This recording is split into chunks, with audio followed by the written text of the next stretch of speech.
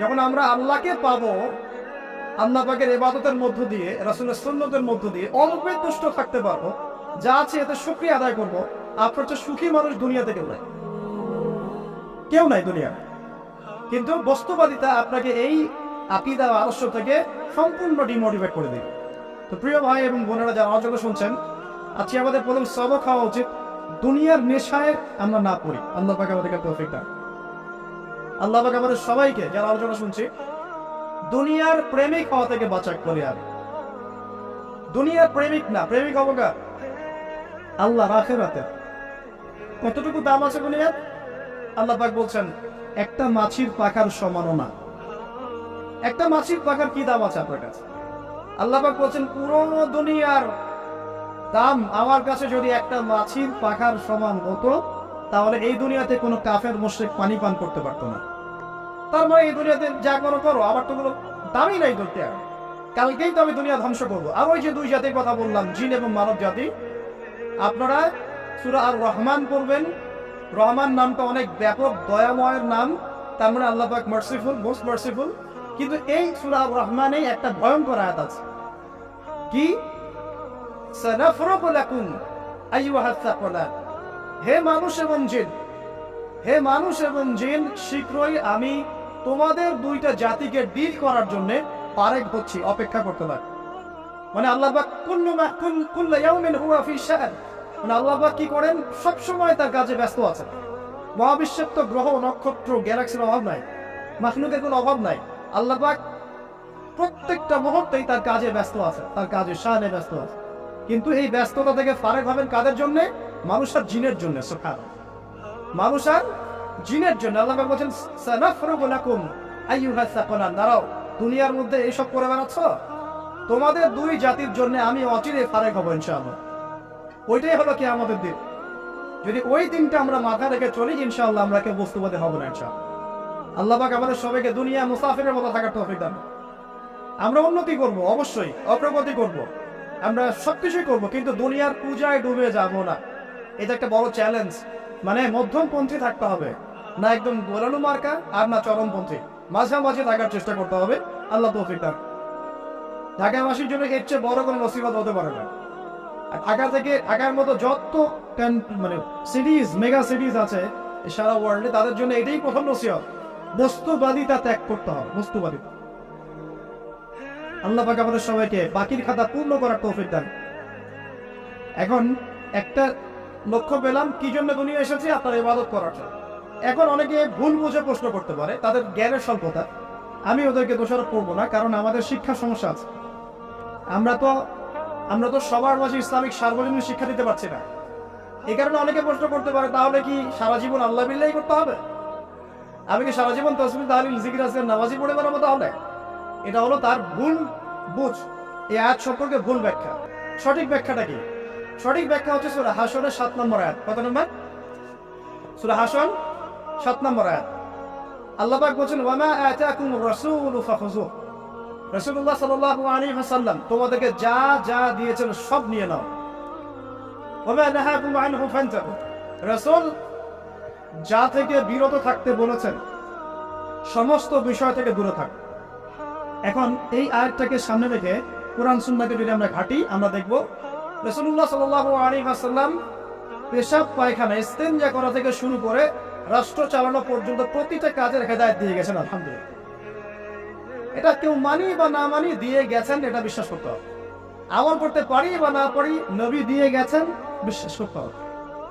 দলিল চাচ্ছেন, আপনি সহিহ বুখারী খোলেন, মুসলিম খোলেন, তিরমিজি, নাসাই, আবু দাউদ এগুলো খোলেন, দেখবেন আপনি ইস্তেনজা করবেন কিভাবে, বসবেন কিভাবে, ঢোকার সময় কোন পা দিয়ে ঢুকবেন, বের হওয়ার সময় কোন পা দিয়ে বের হবেন, ইস্তেনজা করার সময় কথা বলতে পারবেন কিনা, কতটুকু বলতে পারবেন, গোসল কেমন করে করবেন, ওযু কিভাবে করবেন, আপনি আগে কি পা থেকে শুরু করবেন নাকি হাত থেকে শুরু করবেন, কিভাবে নামাজ পড়বেন, আগে গিয়ে কি সিজদা করবেন নাকি ইকামত হবে, আজান হবে, আল্লাহু আকবার তাকবীর দিবেন, কিভাবে নামাজ শেষে বের হয়ে আপনি ব্যবসায় চলে যাবেন, কিভাবে আপনি ব্যবসা করবেন, কিভাবে চাকরি বাকরি করবেন, সমাজের মানুষের সাথে মেলামেশা করবেন, মানুষকে দিনের দাওয়াত দিবেন, ইভেন কিভাবে আপনাকে যদি আল্লাহ ক্ষমতা দেন আপনি কিভাবে সোসাইটি মেনটেন করবেন, সমাজ এবং রাষ্ট্র মেনটেন করবেন, প্রতিটা হেদায়েত খুঁটিনাটি কোরআন এবং সুন্নাহ দিয়েছে আমাদেরকে। এই বিশ্বাস আগে রাখতে হবে। এই বিশ্বাস না রাখলে কেউ মুসলিম হতে পারবে, I am very sorry to say, এই বিশ্বাস না করলে কেউ মুসলিম হতে পারবে না। আগে বিশ্বাস, তারপরে কাজ করতে পারেন কিনা সেটা পরের ইস্যু। এবং আমি বলে দিচ্ছি, এই যুগে আপনি 100% পারবেন না, সিম্পল। এই যুগে আপনি 100% পারবেন না, এটা স্বাভাবিক। কারণ এই পুরো বিশ্বটা তো ইসলামাইজ না, পুরো বিশ্ব ইসলামাইজ, বরং পুরো বিশ্বটা কুফরের উপর আছে। কিসের উপর আছে? পুরো ওয়ার্ল্ডটাই কুফরের উপর আছে, পুরো ওয়ার্ল্ডটাই। একটা এক্সাম্পল আমি প্রমাণ করতে পারি, একটা এক্সাম্পল খালি। আল্লাহ পাক বলছে সূরা মুলক, রাতের বেলা পড়তে হয় না সূরা মুলক? রাতের বেলা সূরা মুলক পড়তে হয়, যে পড়বে তার কবরের আযাব হবে না ইনশাআল্লাহ। কবরের আযাব থেকে আল্লাহ পাক তাকে বাঁচাবেন ইনশাআল্লাহ। সূরা মুলক তেলাওয়াত করতে হবে রাতের বেলা। এই সূরার প্রথম আয়াতে আল্লাহ বলেছেন তাবারাকাল্লাযী, বরকতময় সেই আল্লাহ, বিয়াদিহিল মুলক, যার হাতে পুরো মহাবিশ্বের ক্ষমতা। কার ক্ষমতা? তাবারাকাল্লাযী বিয়াদিহিল মুলক, বরকতময় সেই আল্লাহ, যার হাতে পুরো মহাবিশ্বের ক্ষমতা, সার্বভৌমত্ব। ক্ষমতার বাংলা কি বলতে পারি আমরা? এটাকে ইংরেজিতে আপনারা কি বলেন? আপনারা বলেন সভরেন্টি। কি বলেন? সভরেন্টি বিলংস টু আল্লাহ। এখানে সভরেন্টি বিলংস টু কে? আল্লাহ। কিন্তু এই পুরো বিশ্বের সার্বভৌমত্বের মালিক কি এখন আল্লাহ বাকি আছে? মানুষ নিজের হাতে নিয়ে নিয়েছে। কথা বুঝতে পারছেন? পুরো বিশ্বে আল্লাহর সার্বভৌমত্ব চলে এখন, মানুষের সার্বভৌমত্ব চলে এখন। তো পুরো ওয়ার্ল্ডটাই কুফরের উপর আছে না? বিশ্বটাই কুফরের। এখন বাদ দেন, এই ওয়ার্ল্ডে আপনি 100% ইসলাম ডিল করতে পারবেন না, সিম্পল। কিন্তু আগে বিশ্বাস করেন যে একদম টয়লেট থেকে শুরু করে আসমান পর্যন্ত সবকিছুই হেদায়েত কোথায় আছে, কোরআন শুনে আছে কি নাই? এখন মানতে পারি না, সেটা আমাদের ইস্যু। কেউ বিশ্বাস করেছে, মানতে পারে না, আল্লাহ তাকে মাফ করে দিবে ইনশাআল্লাহ। বিশ্বাস করেছি, মানতে পারিনি, আল্লাহ মানে বিশ্বাস করেছি, আমল করতে পারি নাই, না আমল করতে গিয়েছি, প্রতিবন্ধকতা পেয়েছি, সমাজ এমন ছিল না, বিশ্ব এমন ছিল না, আমি পারি নাই, আল্লাহ মাফ করে দাও, ইনশাআল্লাহ আল্লাহ মাফ করে দেবে ইনশাআল্লাহ। আল্লাহ পাক বলেছেন, কারো আমল নামায় যদি শিরকের পাপ না থাকে, যে কোনো গুনাহ আল্লাহ যাকে ইচ্ছা মাফ করে দেবে। আমল নামায় এখানে শিরকের পাপ রাখা যাবে না, যে কোনো গুনাহ আল্লাহ যাকে ইচ্ছা মাফ করতে পারে। বুঝাচ্ছি, মনে করেন একজন জেনা করেছেন, আল্লাহ মাফ করো। ওই জেনাকার ব্যক্তি যদি বিনা তওবাতেও মারা যায়, তওবা করে নাই, বিনা তওবাতেও মারা যায়, কাল কিয়ামতের মাঠে আল্লাহ পাক তাকেও মাফ করতে পারেন। আল্লাহু আকবার। কিন্তু একজন ব্যক্তি শিরক করেছে, তওবা না করে মারা গেছে, আল্লাহ তাকে মাফ। এখন শিরকের পাপ ছাড়া যে কোনো পাপ আল্লাহ মাফ করবেন ইনশাআল্লাহ। সো আগে আকীদা পোষণ করি যে হ্যাঁ, কোরআন সুন্নাহয় সবকিছুর সমাধান আছে আলহামদুলিল্লাহ। এখন আমি আমল করতে গিয়ে হয়তো পারছি না, এখন আমার বিশ্বাস চলমান বিশ্বের সাথে সাংঘর্ষিক হচ্ছে, এবং এই বিশ্বাসকে দমিয়ে দেওয়ার জন্য কি করা হচ্ছে? এই বস্তুবাদিতার মতো আদর্শগুলো আপনার সামনে তোলা হচ্ছে। এখানে উত্তরটা কি? এখানে উত্তরটা হচ্ছে, দেখুন, ইবাদত মানে শুধুমাত্র নামাজ, রোজা, হজ, যাকাত নয়। ইবাদত মানে শুধুমাত্র নামাজ, রোজা, হজ, যাকাত নয়, বরং আমার জীবনের প্রতিটা সেক্টরই ইবাদত বলে কাউন্ট হবে যদি আমি সেই কাজটাকে নবীর সুন্নাত অনুযায়ী করতে পারি। আমার কথা কি বুঝতে পারছেন? এই হলো ব্যাখ্যা, ওয়া খালাকতুল জিন্না ওয়াল ইনসা ইল্লা লিয়াবুদুন। আমি জিন আর মানুষকে শুধু আমার ইবাদত করার জন্যই সৃষ্টি করেছি। আপনার ইস্তেনজা করাটা ইবাদত। সুবহানাল্লাহ। আমার ইস্তেনজা করা কার প্রয়োজন? আমার না, ইসলামের না আল্লাহ পাকের? নাউজুবিল্লাহ। ইস্তেনজা কার জন্য করি? আমার প্রয়োজন। আমাকে এখন ইস্তেনজা করতে হবে, কষ্ট দিচ্ছে আমাকে। খাবার খাবেন, কার জন্য খাচ্ছেন? আমার জন্য নয় কি? আমার জন্য। আপনি ব্যবসা করছেন, কার জন্য? আমার জন্য, আমার স্ত্রী সন্তান, আমার পরিবারের জন্য। আপনি সমাজটা হচ্ছেন কার জন্য? আপনার জনগণের জন্য। এখানে স্বার্থ কার? মানুষের না আল্লাহ? আমার স্বার্থে আমি এই সব কাজগুলো করব, নবীর সুন্নাহ অনুযায়ী করব, তাহলে দুনিয়াবি কাজগুলোতেও আল্লাহ পাক নেকি দিয়ে দিবেন ইনশাআল্লাহ। কেমন দুনিয়াবি কাজ? স্ত্রী সহবাস করা, স্ত্রীর সাথে ভালোবাসা, প্রণয় বিনিময় করা। আপনি স্ত্রীর দিকে তাকিয়েছেন, নেকি হয়েছে। স্ত্রীর হাতটা ধরেছেন, নেকি হয়েছে। স্ত্রীকে আদর করেছেন, নেকি হয়েছে। তার মুখের মধ্যে ভাত তুলে দিয়েছেন, নেকি হয়েছে। আপনার ছেলেকে আদর করে কোলে নিয়েছেন, নেকি হয়েছে। মা ছেলেকে দুধ পান করাচ্ছে, নেকি হচ্ছে। আপনি ভাইকে 500 টাকা দিয়ে সহযোগিতা করলেন, নেকি হচ্ছে। একজন এসে বসতে পারছে না, জায়গা ছেড়ে দিলেন, নেকি হচ্ছে। ইভেন রাস্তায় হাঁটছে, এক মুসলিম ভাইয়ের সাথে সাক্ষাৎ হলো, সালাম দিলেন, মুচকি হাসি দিলেন, নেকি হয়ে গেল। তাহলে আমরা কিভাবে বলতে পারি যে ইসলাম কি শুধু নামাজ, রোজা, হজ, যাকাতেই স্বীকৃতি দেয়? এগুলো করতেই দুনিয়াতে আসছি, নাকি সব কাজই ইবাদত? আমার আলোচনা কি পরিণত আছে?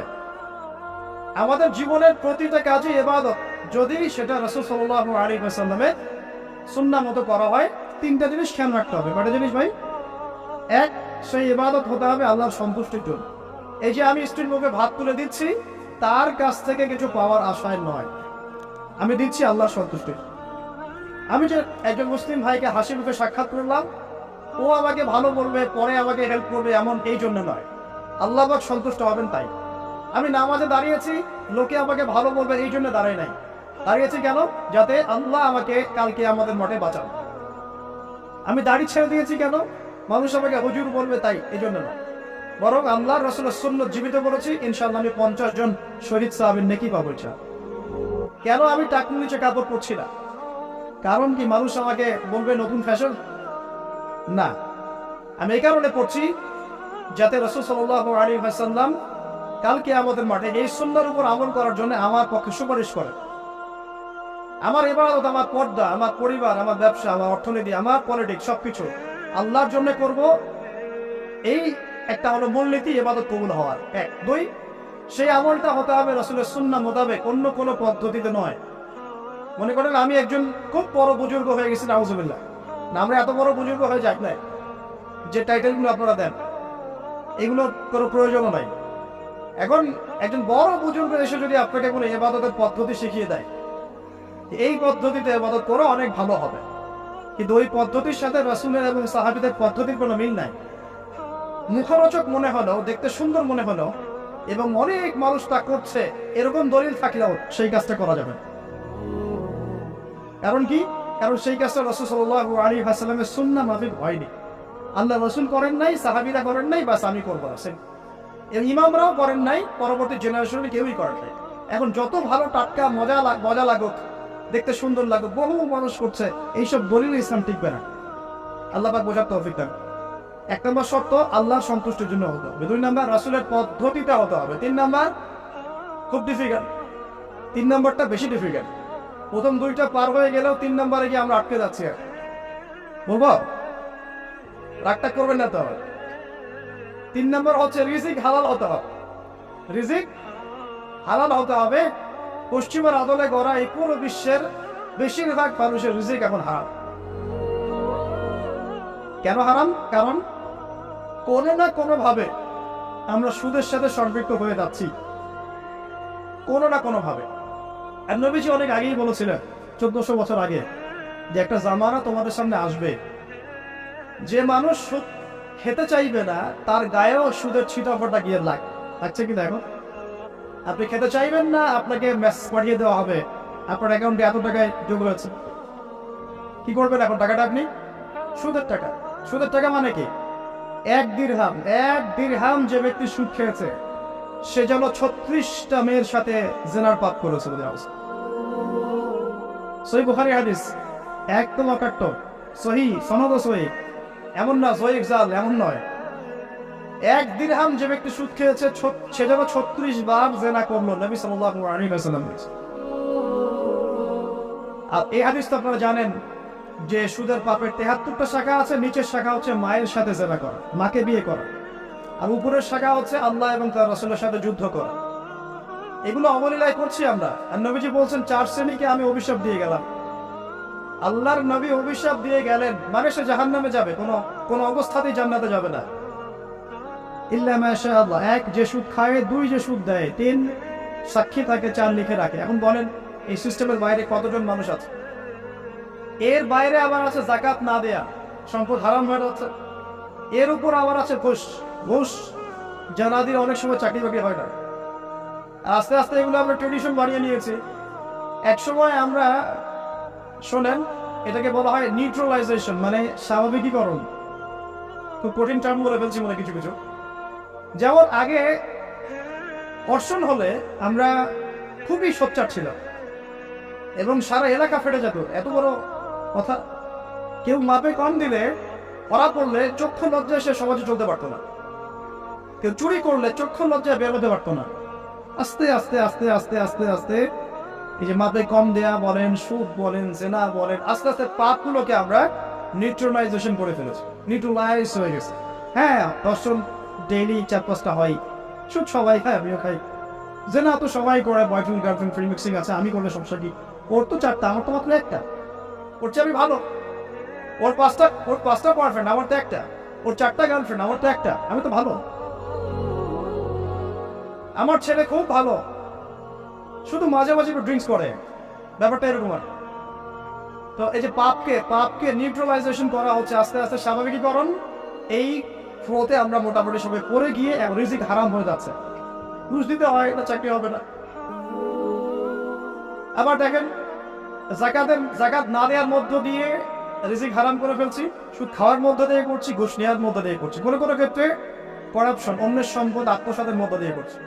এর বাইরে যারা ব্যবসা করছি, আমরা যে দুধে দেওয়া তুলসী পাতা এমনও নয়, কোনো কোনো সময় মাপে কম দিচ্ছি। এই যে টাটকা জিনিস বলে ভেজাল খাওয়াচ্ছে, 3 দিনের বাসি তেল দিয়ে ইফতার রান্না করে খাওয়াই দিবে, বলবে একদম টাটকা জিনিস। রমজান মাস আসছে সামনে না, কত যে মানুষ বের হবে যারা তারাবির নামাজ পড়বে একদম 20 রাকাত, ওখানে রাকাত দিয়ে ঝগড়া হবে। ঠিক ওরাই যখন দেখবেন বিকালে দুপুরে ইফতার বিক্রি করবে, বিভিন্ন পণ্য বিক্রি করবে, দেখবেন যে দুনিয়ার বাসি পচা আপনাকে খাওয়াই দিবে। এই শ্রেণীর মানুষের ধারণা যে লা ইলাহা ইল্লাল্লাহ শুধু মসজিদে আছে, বাজারে নয়। এটা ধারণা লা ইলাহা ইল্লাল্লাহ মুহাম্মাদুর রাসূলুল্লাহ এটা মসজিদে আছে, বাজারে, সমাজে, অন্য জায়গায় নাই। এটা তাদের ধারণা। তাদের এই ধারণা অচিরেই ভাঙবে যখন মৃত্যুর দূত চলে আসবে। তখন বুঝবে লা ইলাহা ইল্লাল্লাহ একটা সার্বজনীন কালিমা, যেটা জীবনের সব ক্ষেত্রেই চলতে হবে। আল্লাহ পাক আমাদেরকে বোঝার তৌফিক দান। ব্যবসা করছি আলহামদুলিল্লাহ, অ্যাটলিস্ট সুদ খাচ্ছি না। তবে এতটুকু মনে রাখবেন, ব্যবসায়ীদের অসততার কারণে, আমানতের খেয়ানতের কারণে একটা আযাব আসে। হাদিসের মধ্যে আসছে একটা আযাব আসে।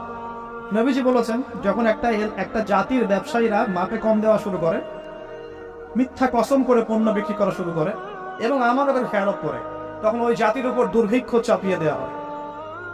কি চাপিয়ে দেওয়া হয়? দুর্ভিক্ষ চাপিয়ে দেওয়া। মনে করছেন যে হয়তো দুর্ভিক্ষ নাই, পুরো ওয়ার্ল্ড ওয়াইড একটা নীরব দুর্ভিক্ষ চলছে এখন আস্তে আস্তে। সকালে একটু আগে বলেছিলাম না, গরিব মানুষ আলু ভর্তা, ডাল আর ডিম ভাজা দিয়ে ভাত খেত আগে। এখন তারা বলে আমরা ডিমই দেখতে পারি না চোখে। ডিমও পাওয়ার এখন সামর্থ্য হচ্ছে না অনেকেরই। আপনি শোনেন, আমি একটা জব করতাম, মনে করেন স্যালারি পেতাম 5,000 টাকা, এখন পাচ্ছি 10,000 টাকা। কিন্তু 10,000 টাকা স্যালারি পাওয়ার পরেও আগে 5,000 টাকা দিয়ে আমি সংসার চালাতে পারতাম, এখন 10,000 টাকা দিয়ে পারছি না। কারণ কি? কারণ হচ্ছে মুদ্রাস্ফীতি, দ্রব্যমূল্যের ঊর্ধ্বগতি, এর পাশাপাশি আছে আমানতের খেয়ানত করা, করাপশন এবং কিছু অসৎ ব্যবসায়ী এই দূরভিসন্ধি।